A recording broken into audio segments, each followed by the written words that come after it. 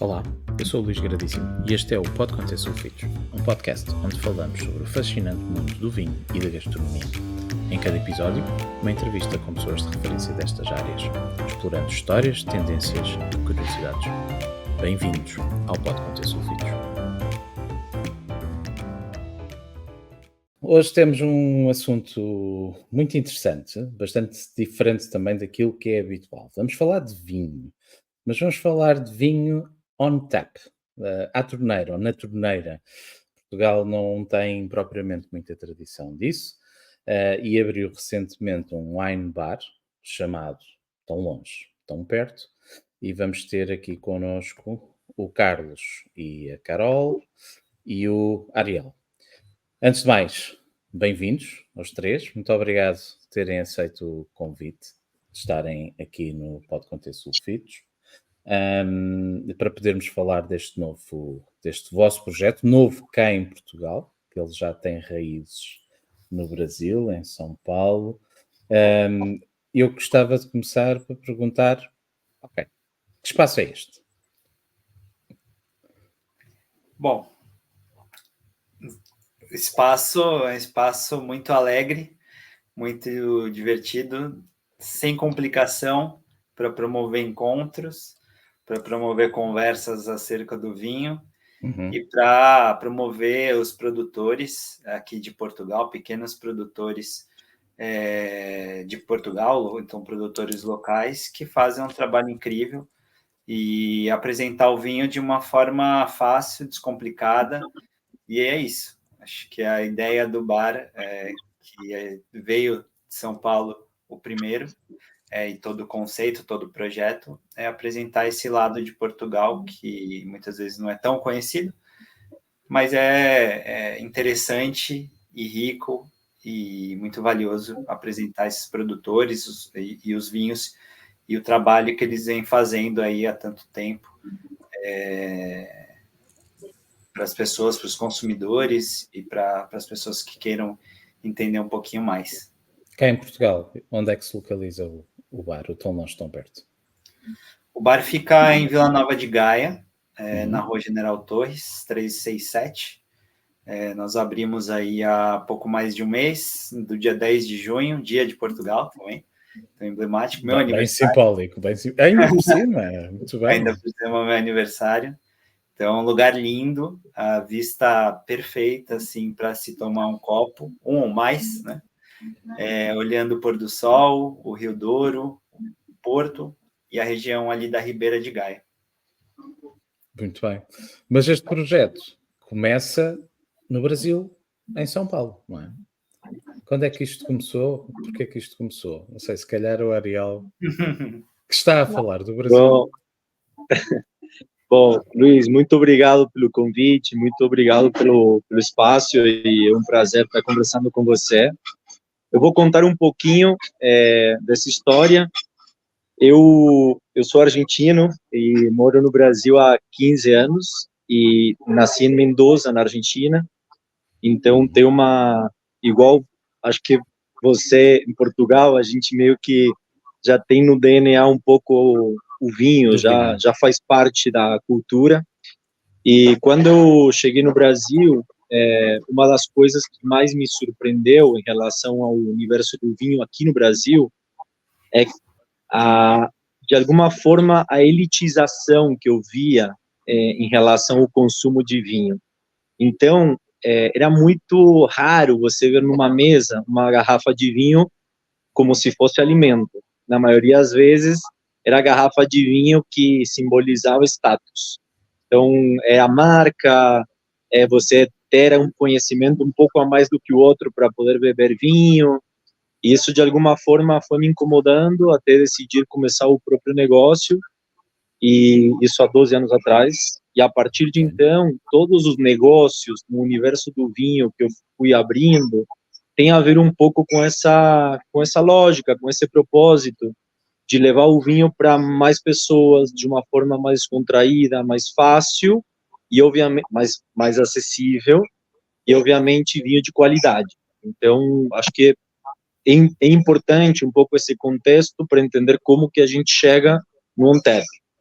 Há mais ou menos uns 3 anos, a gente começou com a outra sócia, que não está aqui na conversa, que é a Gabriela Monteleone, uma sommelier muito conhecida, inclusive acabou de receber um reconhecimento pela Folha de São Paulo no final de semana como uma das 3 melhores sommeliers do ano aqui, junto com a Daniela Bravin e a Cássia Campos. Então, são 3 sommeliers muito conhecidas no universo do vinho.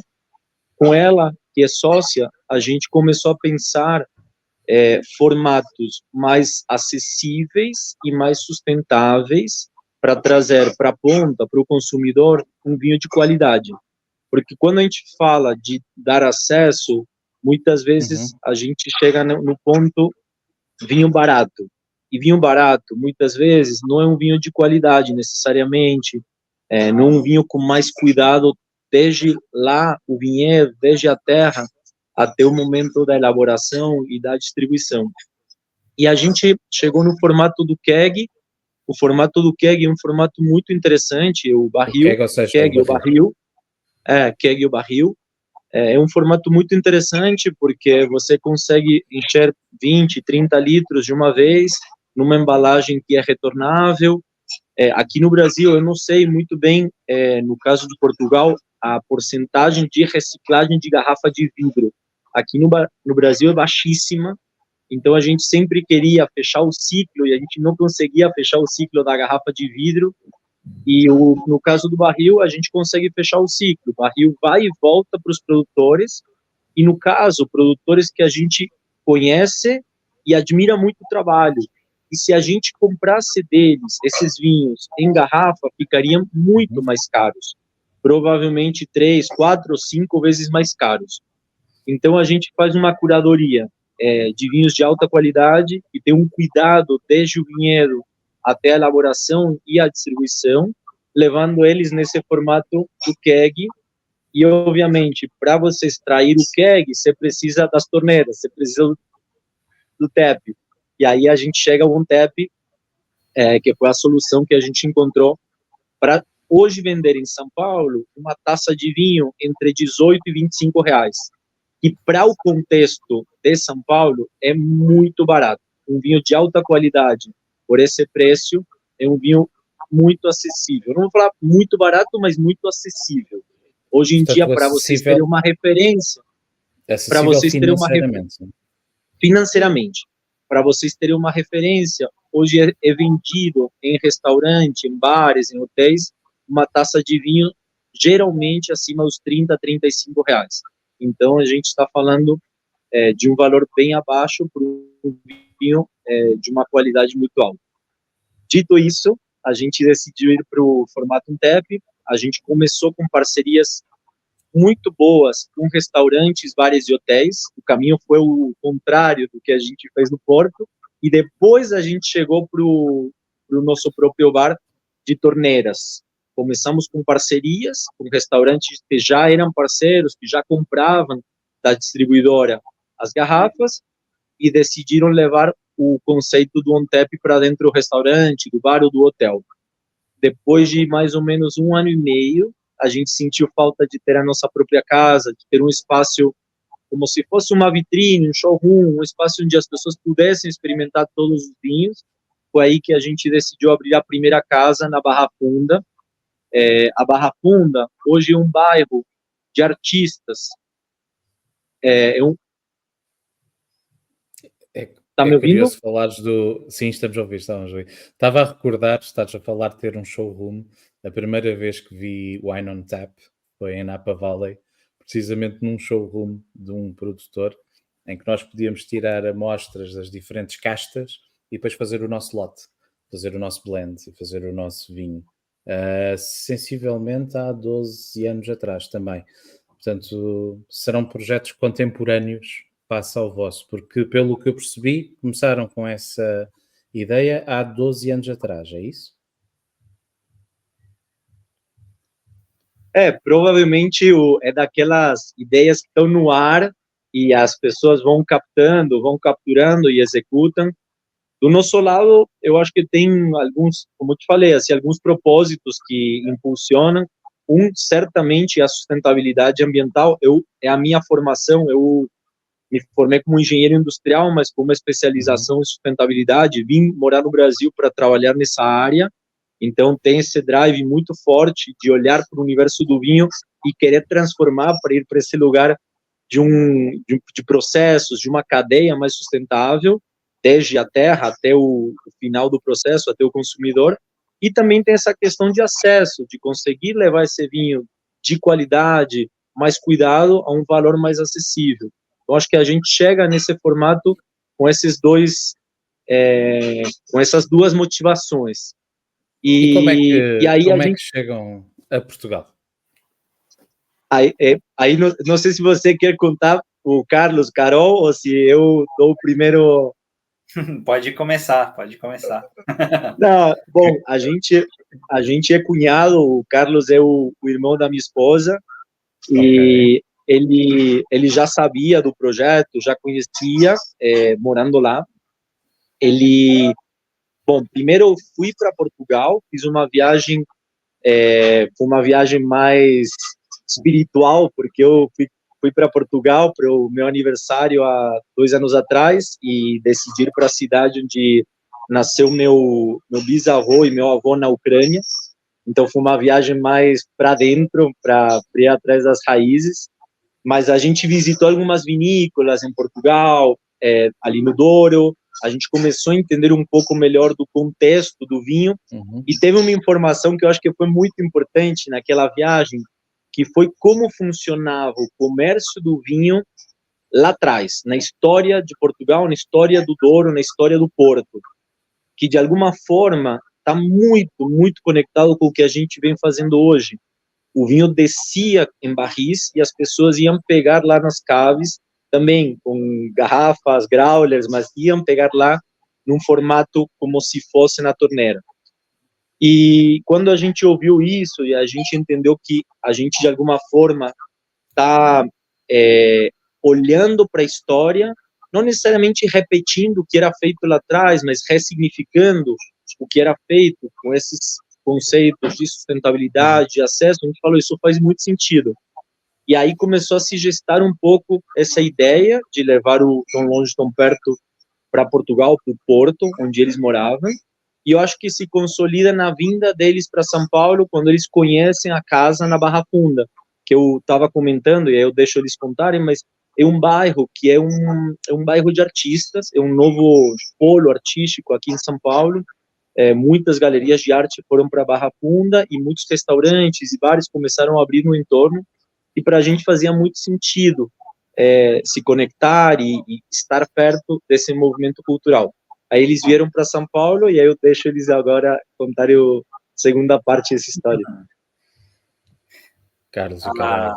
O começo da história, acho que vai um pouquinho antes. Eu sempre tive o sonho de fazer algo, eu e a Carol, desde que nós nos conhecemos, a gente partilha desse sonho de fazer algo com gastronomia, com vinhos, enfim, tudo o que cerca o encontro na mesa, né? Eu acho que isso que é importante. E aí o Ariel já sabia desse nosso sonho, quando veio para cá, nós fomos visitar, e aí acho que acendeu essa luz para esse início do projeto se iniciar.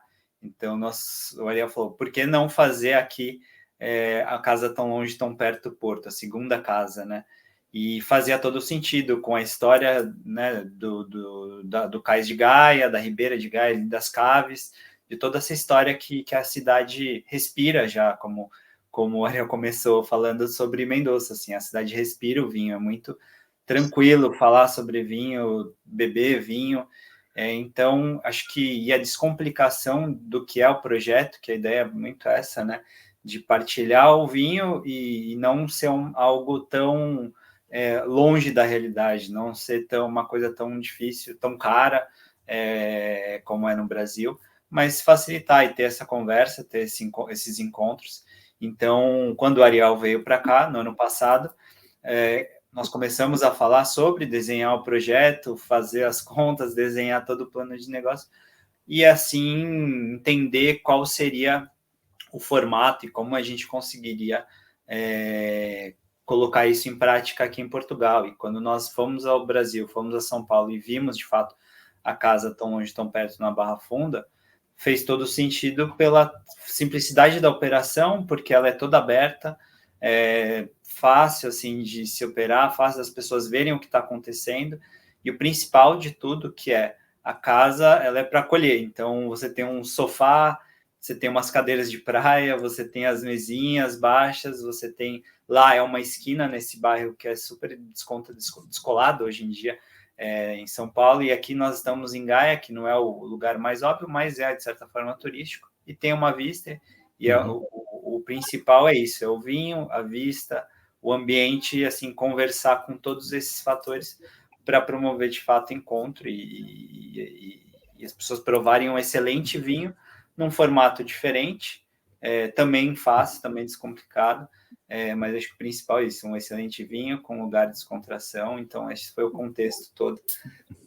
Podemos sempre discutir qual será a margem certa do Douro para estar, se é à esquerda em Gaia ou à direita no Porto, mas no vosso caso acho que qualquer uma delas estaria bem, porque se a direita é o Porto, que tem mais visitantes e que tem mais habitantes e que tem mais mercado, é na esquerda que existem muitos enoturistas, porque vão visitar as caves do vinho do Porto. Portanto, em qualquer um dos lados se consome bastante vinho e há bastante cultura do vinho. Concordo com a leitura que estavam a fazer há pouco. Isto é quase uma espécie de uma versão moderna do passado, não é? Tínhamos as tabernas com as pipas de vinho, ou com as talhas de vinho, mais a sul, no Alentejo, onde se servia diretamente das talhas e das barricas. Portanto, aqui já não é assim, é uma versão mais moderna disso que gostaria de falar depois também do ponto de vista técnico. Mas antes de chegar aí, há uma pergunta que eu estou aqui há algum tempo a tentar encaixar. De onde vem este nome tão longe, tão perto?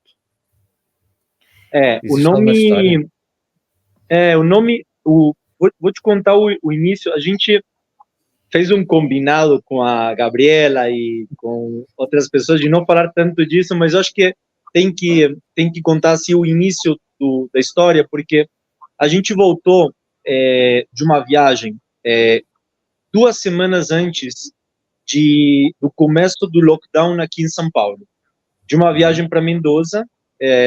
Fui eu, a Gabriela, a Daniela e a Cássia. Essas 3 sommeliers, a Gabriela, a Cássia Campos, Daniela Bravin, Gabriela Monteiro e eu. Fomos para Mendoza, voltamos. Na semana seguinte, 10 dias depois, iniciou o lockdown aqui em São Paulo. Naquela época, a Gabriela era sommelier do restaurante Dom, do Alex Atala. O restaurante fecha por tempo indeterminado. No meu caso, que já tinha na época também uma distribuidora de vinho, a gente não sabia o que iria acontecer nos próximos meses e ninguém sabia qual seria o desdobramento desse início de pandemia. Estou falando que a gente decidiu não falar tanto de pandemia, mas é importante quando você pergunta o nome, por que a gente deu esse nome. A gente acabava de voltar de Mendoza, de ter uma experiência extremamente interessante com alguns produtores, e a gente falou, e agora? Qual que é o nosso papel? Como que a gente continua desenvolvendo o nosso papel, que é de aproximar o produtor, o vinho, para o cliente final, nesse contexto de pandemia? E aí a gente fala, tão longe, tão perto, tão longe que o produtor está, tão longe que o vinho aparentemente está, mas tão perto que a gente pode trazer ele para dentro de casa. E a gente começou o projeto com conversas online. O projeto ele não começa com o keg, não começa com o barril, ele começa com conversas online, onde a gente levava o vinho para dentro de casa, conversando com aqueles produtores tão longe, só que naquela época do lockdown, de tanta tristeza, tão perto dentro de casa. Essas conversas, elas depois de umas 15, 16 conversas, num livro que se chama Conversas acerca de Vinho.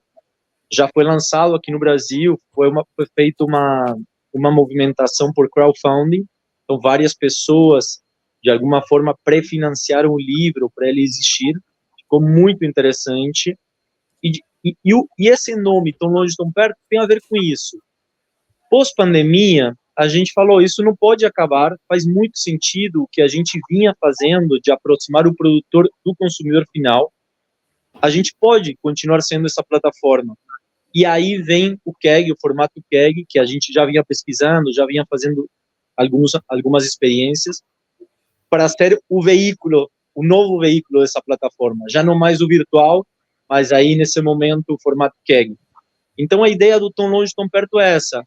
É tão longe que o produtor, o vinhedo, ou a uva, ou o vinho pode estar, mas tão perto, para a gente trazer essa história toda para dentro da casa das pessoas, para dentro das casas, tão longe, tão perto, para dentro de alguns restaurantes que trabalham com esses vinhos.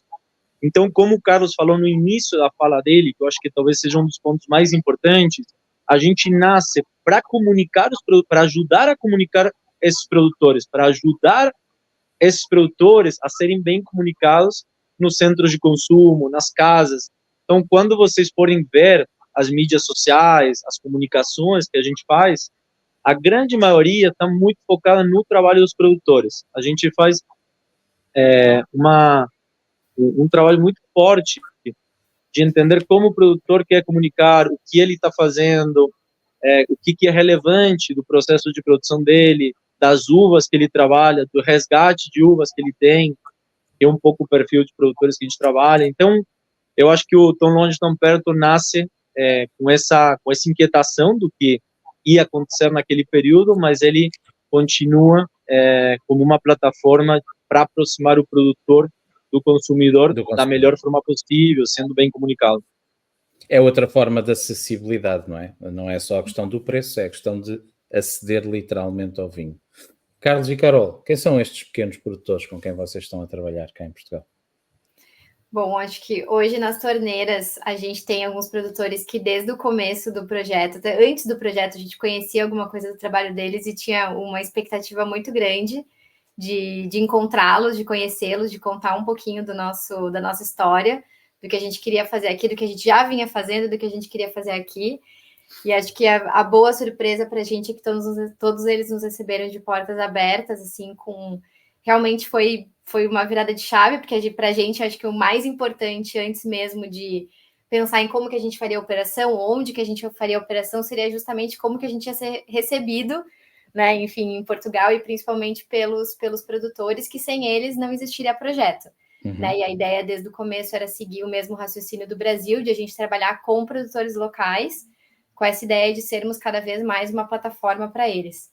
Então, assim, o nosso primeiro parceiro foi o Marcelo, da Textura, o Aines, do Dão, que, assim, aprovou super a nossa ideia, enfim, eles têm uma preocupação muito grande com toda a cadeia produtiva também, e acho que faltava ali o engate final, que seria realmente como chegar, como a distribuição acontecer, né, para conseguir fechar realmente esse ciclo, né, o mesmo ciclo que a gente se preocupa, eles também tinham essa preocupação, esse olhar, então conseguimos aí, enfim, fechar essa parceria e trazer para casa 3 vinhos deles. A gente trabalha hoje com um branco, um rosé e um tinto da Textura. Trabalhamos também com a Pormenor, do Douro. Pedro também nos recebeu muito bem, foi muito receptivo. Acho que o Pedro, inclusive, foi a Pormenor foi um dos primeiros produtores a ouvir a nossa ideia. E quando a gente, enfim, voltou a conversar um ano depois para realmente a gente implementar e aí já começar a conversar sobre como que eles estariam presentes no projeto, foi muito gratificante, assim, também a gente perceber que aquela ideia que a gente tinha plantado lá um ano atrás, quando a gente se encontrou casualmente, né, enfim, com o enólogo dele, na verdade, naquela época, como aquilo foi acontecendo e deu sequência até a gente realmente chegar e contar nossa história final. Então, a gente tem um vinho branco deles também, na torneira hoje. Temos os meninos da Parte, de Lisboa, com um orange à parte, que eles chamam, enfim, feito assim, uma experiência diferente, uma experiência inovadora, e tem sido também um sucesso na casa. E a gente tem também a Quinta do Javali, do Douro, que Sim. também nos receberam muito bem e escolheram, acho que um produto realmente também fora da curva deles para estar especialmente para a gente na casa. Além disso, né, acho que vale pontuar também que além desses parceiros que estão hoje nas torneiras, a gente tem outros parceiros, né? A gente trabalha com outros nomes.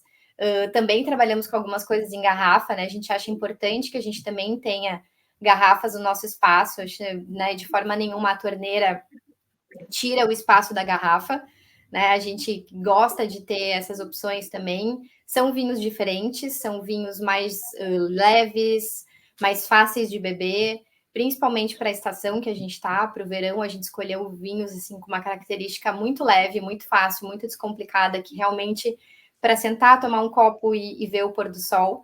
Mas a gente também trabalha com parceiros muito legais, na mesma referência, com a mesma ideia de pequenos produtores, baixa intervenção, em garrafas, e com a ideia também de a gente cada vez mais trazer novas perspectivas, né, e novos parceiros. Eventualmente pode acontecer de a gente mudar esses parceiros em algum momento. A gente já tem aberto conversas muito legais com muitos deles, que cada vez estão mais perto da gente. E a ideia é que a gente realmente seja uma plataforma também para esses outros produtores que estão nas garrafas, né, com a gente. Então, realmente sermos uma referência, enfim, um dos lugares que possa ser uma referência de vinhos de baixa intervenção, de projetos novos e que a gente acredita muito. E já está nos planos levar vinhos de Portugal para o Brasil? Peraí, já está nos planos? Eu não entendi a pergunta, Luís, de novo. Se já está nos planos levar vinhos de cá aí para o Brasil? Ao Brasil. Olha, a gente tem conversado muito com os produtores. Eu, morando aqui, sinto falta de maior presença de alguns produtores menores, com esse perfil aqui no Brasil. Aqui chega vinho, alguns já têm importador, já tem uma distribuição, outros ainda não têm, e outros têm mais ou menos.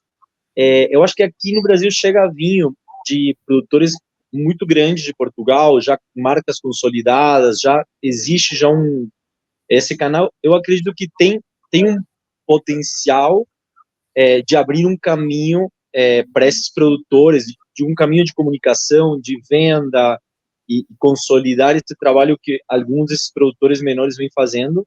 Por enquanto, não está nos planos de curto prazo a gente fazer isso. A gente também tem sido questionado em relação a levar vinho brasileiro para Portugal. Mesma situação, tem uma demanda latente pequena, muito pequena, mas tem uma demanda latente. Também não está no curto prazo, nos planos de curto prazo.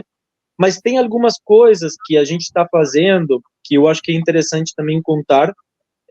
A gente, esse final de semana, invasou cidra de um produtor muito interessante, que é o Rodrigo, da Humus.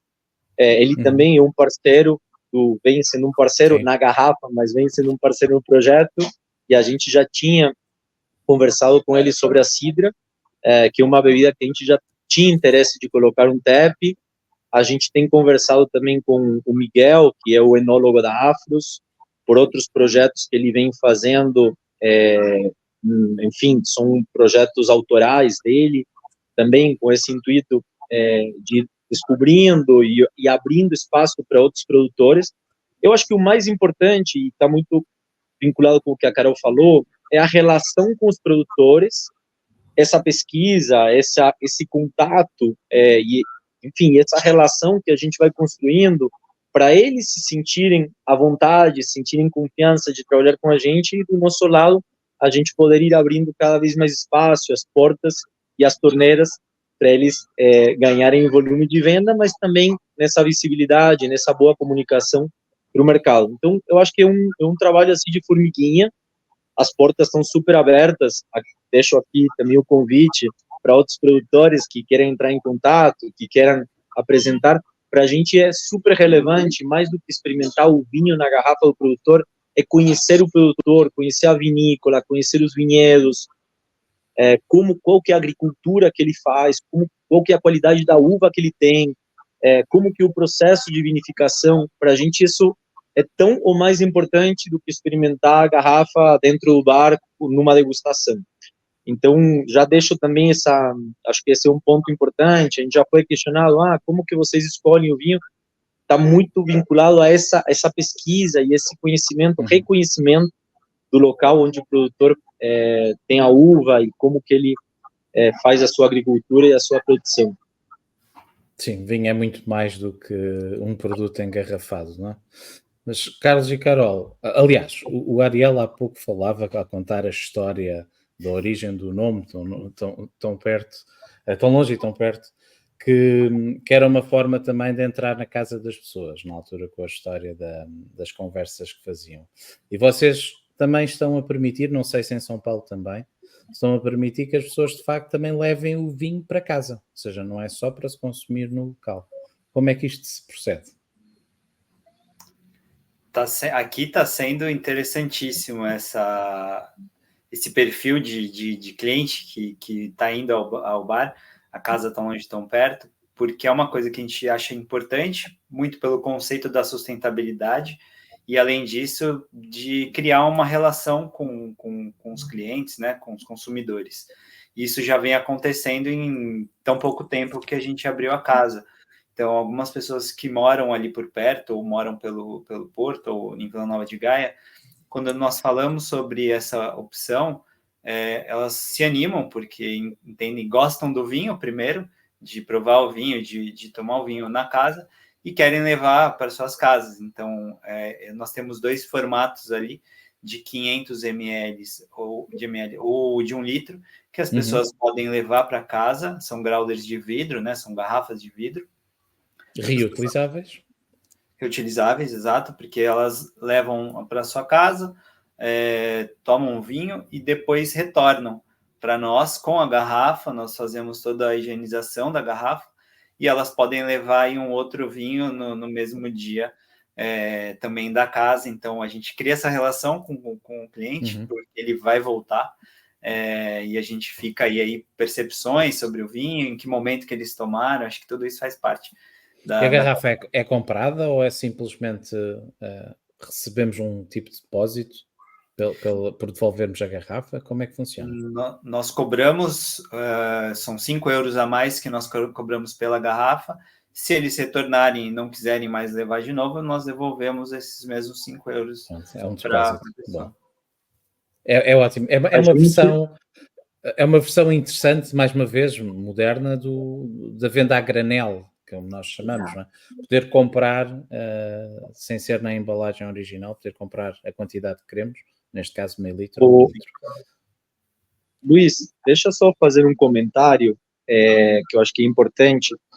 Aqui em São Paulo também tem vários clientes que voltam, que compram a garrafa. A gente tem também garrafa de cerâmica. Tem vidro e cerâmica.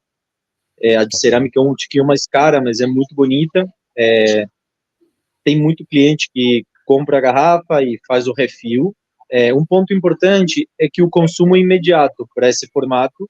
Então, são pessoas, como o Carlos disse, que tem uma consciência grande em relação à sustentabilidade.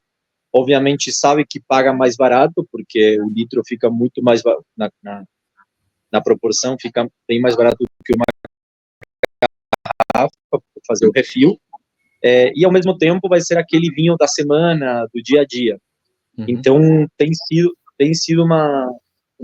um dos diferenciais aqui em São Paulo também, essa possibilidade do refil, que é isso, é uma possibilidade que a gente dá para o cliente de fazer uma ação, de ter uma ação muito clara de sustentabilidade no seu dia a dia. Como eu disse, aqui no Brasil, a porcentagem de garrafas de vidro recicladas, reutilizadas, praticamente nulo. Recicladas é baixíssimo. Então, para o cliente que tem alguma consciência ambiental, faz muito sentido essa reutilização da embalagem. Claro que sim. Nós cá em Portugal, por acaso, eu não tenho dados concretos para poder partilhar convosco. Sei que existe reciclagem nos centros urbanos, mas ainda assim, quer dizer, não é só o vidro, não é?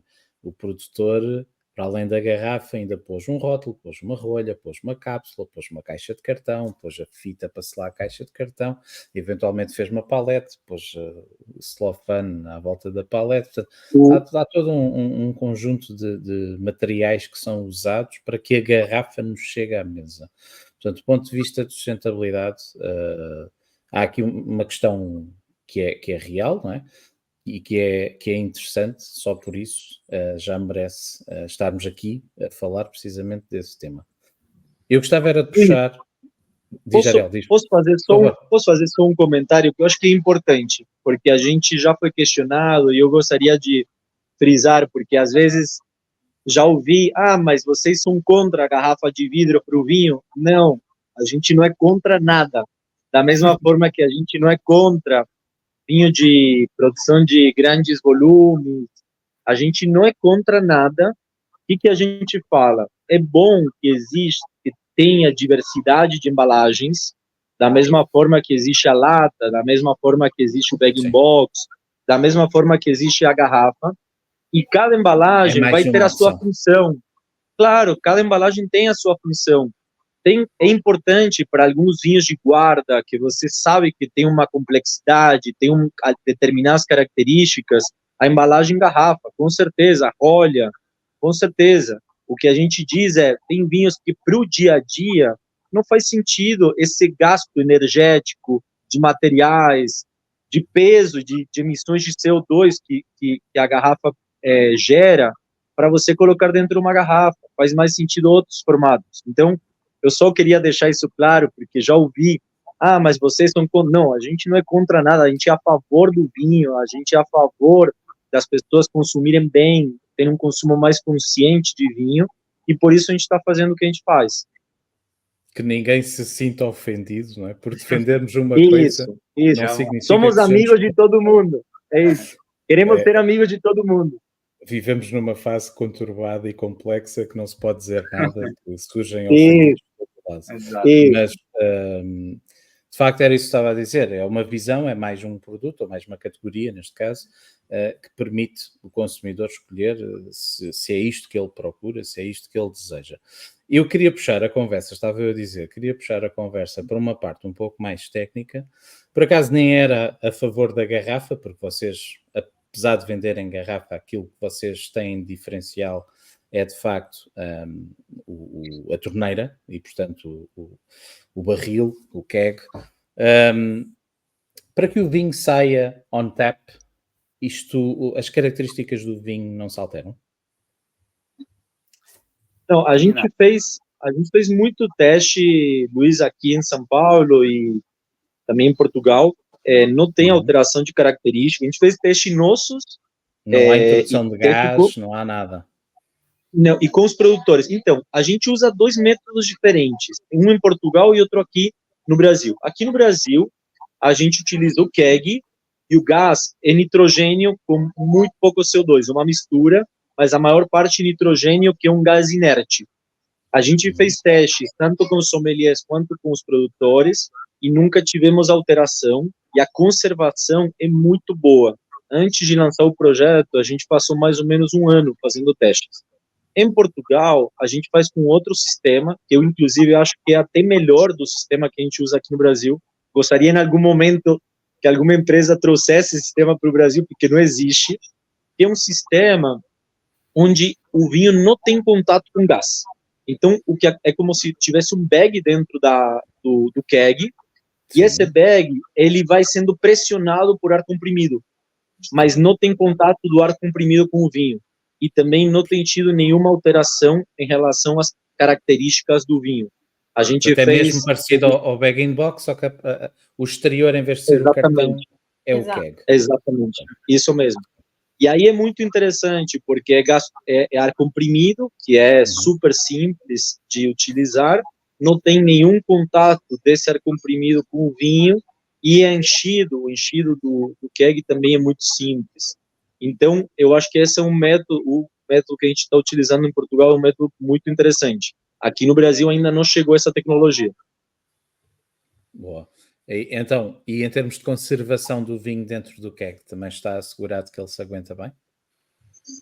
tem sido muito tranquilo, tanto com um método quanto com o outro. Aqui no Brasil, os testes que a gente fez, bom, dentro do keg, sim, ter engatado anos, como se estivesse na vinícola, não tem nenhum contato com oxigênio, porque a gente fecha o keg com nitrogênio, então não tem contato com oxigênio. Quando você engata, pelos testes que a gente fez, até 4 meses depois de engatado, o vinho não sofre alteração. Depois de 4 meses, começa a ter uma leve oxidação. Depois de engatado, não depois de enchido o keg. Então, é um período muito, muito longo para ser trabalhado. O bag-in-box, por exemplo, o bag-in-box tradicional que a gente conhece, é um mês depois de aberto, que é um período mais curto, é um período razoável, mas é um período mais curto. Aqui a gente está falando praticamente de 3 meses, de você estar muito tranquilo que o vinho está em boas condições. Se demorarmos 4 meses a vender um keg, se calhar não temos negócio. É o que eu falo. Não, eu falo assim, não, eu falo, Luiz, se você demorar 4 meses, não compre keg, pelo amor de Deus. Mas é importante passar essa informação. Eu sempre falo que o ideal é você terminar o keg mais ou menos no período de 2 semanas a um mês. É um período bom, tanto do ponto de vista de qualidade, quanto financeiro para teu negócio. Você terminando o keg em 2 semanas, um mês, você terminou. A gente trabalha com kegs de 20 a 30 litros. Você termina, é como se você tivesse vendido entre 25 a 40 garrafas nesse período. Muito bem. Só mais uma pergunta destas assim mais técnicas. Como é que funciona, ou se é possível, o controle de temperatura? Isto é, eu consigo definir a temperatura a que eu vou servir cada um dos vinhos? Sim. A gente trabalha... Nessa conversa, a gente poderia ter convidado um parceiro nosso, que é o Diogo, que é um grande amigo, virou um grande amigo, ia ser uma boa convidar ele para a conversa, mas o equipamento que a gente trabalha com serpentina. A serpentina depende da largura dela, do comprimento dela, o quanto ela gela. Então, dependendo o quanto você tem de comprimento de serpentina, é o quanto você vai gelar o vinho. Então, o que a gente tem feito é, de alguma forma, brincar com a serpentina. Não é fácil, isso tem que ser feito antes de produzir o equipamento, mas esse é o caminho. O que dá para fazer se você falar, eu não quero trabalhar com temperatura com equipamento? Você pode trabalhar com temperatura de outras formas. A gente tem treinado alguns clientes aqui no Brasil para isso, que querem trabalhar com engate direto, sem temperatura, e aí trabalha com geladeira, com balde de gelo, com outros formatos de serviço para mudar a temperatura do vinho. O que a gente sugere é ter o planejamento antes da abertura ou antes da implementação desse formato e definir qual vai ser o comprimento da serpentina para definir qual vai ser a temperatura que vai sair cada vinho. Muito bem, muito bem. Não vos chatei mais com estas questões técnicas. Só para complementar aqui, os vinhos brancos e o orange e o rosé passam, né, por essa serpentina. O tinto não passa, mas acaba saindo um pouco mais fresco, né, porque tem um contato com o equipamento como um todo e também, assim, não altera em nada, ele acaba saindo um pouco mais fresco, mas perfeito, assim, em 5 minutinhos também ele já está na temperatura correta. Muito bem. Carlos e Carol, eu sei que está aberto há pouco tempo o vosso espaço, portanto estamos a falar de 1 mês e meio, sensivelmente, isto no momento que estamos a gravar, no momento que sair a conversa já vai ser um pouco mais, mas qual está a ser a aceitação dos vossos clientes? Como é que eles estão a olhar para este vinho na torneira? Olha, eu diria que muito positivo, assim, a gente está muito feliz com o resultado. Como o Carlos falou, temos vizinhos já próximos do bar que já estão a retornar, que já estão aderindo, né, ao projeto, à ideia de levar para suas casas, que inclusive estão pedindo cada vez mais que a gente comunique, que a gente divulgue, para que realmente mais pessoas tenham acesso. A gente também, enfim, tem recebido muitos turistas, e o que a gente tem achado mais divertido nesse processo, assim, que a gente acaba se envolvendo, né? Porque estamos eu e o Carlos no dia a dia, a gente gosta muito de conversar, a gente gosta muito de estar ali explicando todo o projeto, e a gente tem recebido feedbacks muito positivos, inclusive de turistas que às vezes passam 2, 3 dias no Porto ou em Gaia e voltam no bar todas as noites, nem que seja para tomar um copo antes de voltar para o seu alojamento. Então, isso para a gente também é super gratificante. Algumas pessoas, né, muitos locais também que a gente já está percebendo a passada de palavra, então as pessoas, um amigo me indicou, eu vi em tal lugar, vim aqui experimentar, e as pessoas realmente voltando, deixando, né, comentários, deixando recados, e se envolvendo mesmo com o projeto, assim, a ideia também do espaço foi a gente deixar ele, como o Carlos comentou mais cedo também, o mais aconchegante possível, o mais aberto, como se as pessoas estivessem realmente sendo recebidas na nossa casa, e a gente também deixar um espaço muito claro, né? Então, assim, a gente tem uma parede incrível de granito, que é, sem dúvida, a estrela da casa, além, claro, da vista do pôr do sol, da janela gigante, que a gente colocou o sofá também estrategicamente posicionado para que as pessoas possam sentar e realmente curtir o pôr do sol. Mas, no geral, assim, a gente deixou o espaço muito claro, né? Muito limpo, para que a gente também vá construindo o espaço junto com as pessoas. Então, todo mundo que chega, às vezes, senta no sofá e olha e... quem sabe aqui a gente poderia fazer tal coisa. Vocês já pensaram em colocar aqui um grafite ou alguma coisa que represente vocês? Então, está sendo legal porque as pessoas realmente têm trocado muito com a gente, assim, se sentindo em casa a ponto de se sentir à vontade também para construir junto com a gente a ideia. Muito bem, muito bem. Já há planos para novas localizações tão longe, tão perto? Luiz, a gente vai abrir no dia 15 de agosto no Rio de Janeiro. Olha, muito bem. Só uma nota para quem nos está aqui a ver ou a ouvir. Nós estamos a gravar antes, mas a conversa só vai sair depois dessa data. Verdade. Portanto, quando estiverem, quem está a ouvir acabou de inaugurar e, portanto, fica o convite para vos visitarem. Então, mas eu acho que vale a pena comentar o Rio de Janeiro, porque tem um sócio que tem também restaurante em Portugal, é o Nelson Soares, que é o dono do Sulti Cascais. Ele é o nosso sócio no Rio de Janeiro. Então, a casa tão longe, tão perto, Botafogo, vai ficar a 30 metros do Sulti Botafogo. Então, para quem for para o Rio de Janeiro, para quem vier para o Brasil, estão muito convidados para conhecer a casa tão longe, tão perto em São Paulo, na Barra Funda, e agora também a casa tão longe, tão perto do Botafogo, no bairro de Botafogo, no Rio de Janeiro. Muito bem. Para Portugal ainda é muito recente, mas não sei se já há planos para outras paragens, Carlos e Carol. É muito recente, né? Ainda estamos aprendendo o dia a dia aqui no Porto, mas acho que a mensagem é muito interessante pelo perfil e pela questão da sustentabilidade. Então, isso acho que é a principal mensagem a ser divulgada. Nós estamos aprendendo aí no processo agora da abertura, então tem muita coisa a ser ajustada na casa. E aí, quem sabe no futuro a gente possa falar sobre isso. Afinar o business plan e depois tentar replicar. Eu acho que por enquanto o foco principal é a gente levar, né, o vinho para casa das pessoas, a gente alcançar as pessoas, seja através dos nossos growlers, ou seja através das pessoas indo nos visitar, mas a gente conseguir entrar realmente na casa das pessoas aqui e, enfim, quem sabe a gente conseguir também entrar em outros lugares, né, em outros estabelecimentos. Eu vou deixar um desafio, que é encontrarmos um nome bonito em português para essa garrafa de vidro, que é o growler, e encontrar um nome que seja mais nosso, mais português. Queria-vos pedir, já em jeito de despedida, e podermos chegar ao fim, gostava de pedir aos três uma palavra, uma mensagem, algo que queiram dizer e partilhar com quem nos está a ver e ouvir.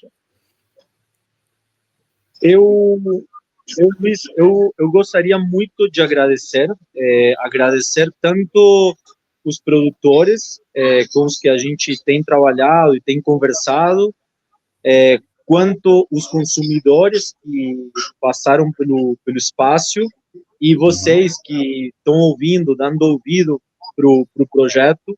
Você, Diego Luiz, como outros jornalistas, influenciadores, pessoas da comunicação que têm dado ouvido, para a gente é muito, muito gratificante e, de novo, assim, de coração, agradecer essa abertura que a gente teve para levar esse projeto para o Porto, em Portugal, mas para Portugal como um todo. Até emociona assim, de perceber o quanto foi importante essa abertura e esse apoio que a gente teve para concretizar o projeto. Então, do meu lado, apenas um grandíssimo agradecimento para quem ouvir essa conversa. Obrigado, Ariel, corra tudo bem e felicidades também para o Rio de Janeiro. Carlos e Carol, uma última palavra, queiram partilhar? Claro.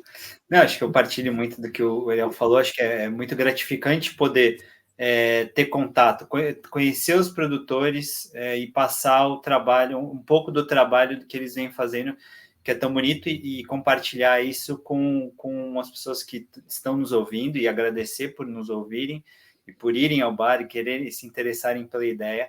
E nosso projeto é isso, agradecer ao Miguel, ao Antônio, ao Ricardo, ao Marcelo, ao Luiz, Diogo e Guilherme, as pessoas que entraram no projeto, ao Pedro, e compartilhar de tudo isso que a gente está fazendo e passar essa mensagem, passar o que é o projeto que eles vêm fazendo na agricultura deles, na produção do vinho.